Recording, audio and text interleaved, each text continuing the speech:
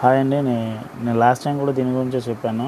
నేను ఒక 2-3 days back మేము హాస్పిటల్కి వెళ్ళాము. మా వైఫ్ బాగాలేదని అక్కడే అడ్మిట్ అయ్యాము. అక్కడ నేను ఉన్న 3-4 డేస్ కూడా నేను అడ్మిట్ అయిన కేసులను చూస్తూనే ఉన్నా. జాయిన్ అయిన వాళ్ళందరూ కూడా చిన్న చిన్న పిల్లలు. ఏంటి అంటే ఎగ్జామ్స్లో ఫెయిల్ అయ్యామని వాళ్ళ నాన్నగారు తిట్టారని ఒక అమ్మాయి మందు తాగేసింది. ఇంకో అమ్మాయి ఏమో ఏదో పాయిజన్ ఏదో తీసుకుంది.